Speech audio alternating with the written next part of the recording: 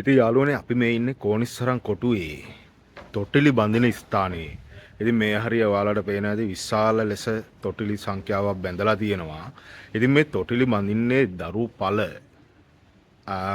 පරක්කු අයට. එහෙම නැත්නම් දරු පළ ලබා ගැනීම වෙනුවෙන් යම්කිසි බලාපොරොත්තුවක් ඉටු කර ගැනීම වෙනුවෙන් මේ ස්ථානයට ඇවිල්ලා තොටිල්ලක් බැඳලා පඳුරක් කෙල්ලලා ගියොත් එහෙම ඒ සීනය සැබෑ වෙනවා කියලා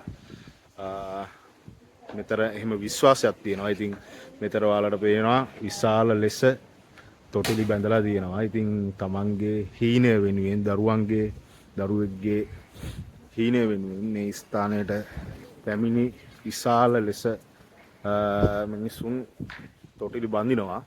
ඉතින් ඒක තමයි විශ්වාසය. අපි හිතනවා ඉතින් එවැනි විශ්වාස තියෙන මිනිසුන්ගේ ඇත්තරම එවැනි විශ්වාස ඉටු වෙලා තියෙනවා කියලා ගොඩක් අය අපි මෙතන කතා කරද්දි කියනවා.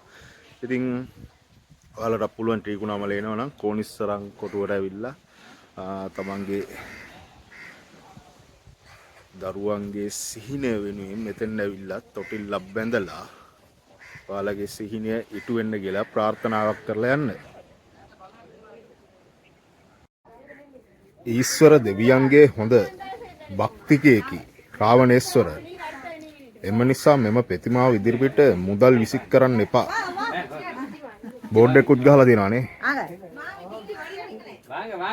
මේන් තියෙනවා ඉතින් රාවණේශ්වරන් පිළිමේ. හැබැයි ඉතින් අපේ අය නම් සල්ලි විසික් කරනවා.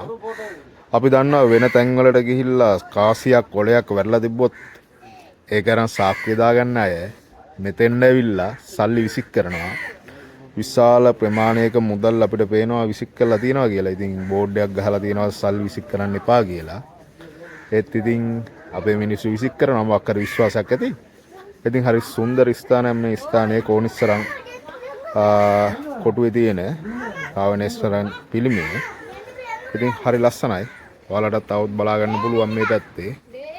ඉතින් ට්‍රිප් එකක් යනවා නම් විනෝද චාරිකාවක් යනවා නම් ත්‍රිකුණාමල එනවා නම් මෙතෙන් ඇවිල්ලා මේ ස්ථානයේ නරඹන්න කියලා අපි ඔයාලට ආරාධනා කරනවා.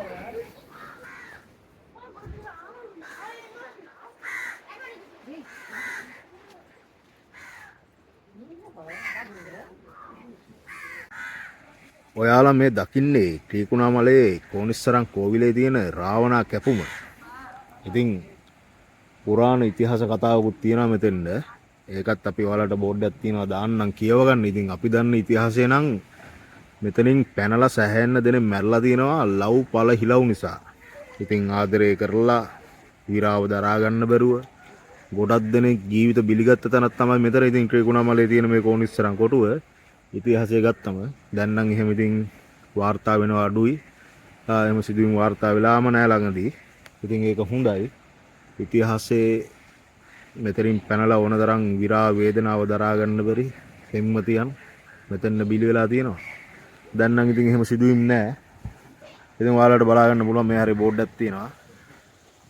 මේක ඉතිහාස කතාව තියෙනවා. අපි ලං කරලා බලා ගන්න පුළුවන් මේ පුරාණ ඉතිහාස කතාව තියෙනවා මෙතන රාවණා කැපුමේ.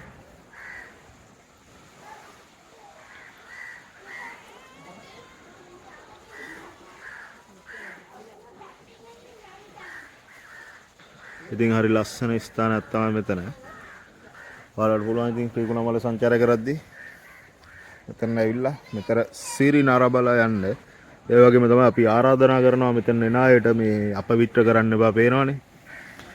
ප්ලාස්ටික් බෝතල්, බීම බෝතල්, shopping bag විසික් කරලා ඉතින් අපේ හාදේ කොහේ හරි දැනකට ආවොත් ඒතර විනාශ කරනවා. ඉතින් මෙවැනි සුන්දර ස්ථාන මේ වගේ විනාශ කරලා දාන්න එපා කියලා කියන්න ඕන. මොකද මේවා මෙහෙම විනාශ වුණාම අපේ රටට විදේශ විනිමය ගේන ස්ථාන මේවා. විදේශිකයෝ විශාල ප්‍රමාණයක් මේ හරියට එනවා මේවා නරඹන්න. ඉතින් මේවා දකිද්දී අපේ රටට හොඳ නැහැ.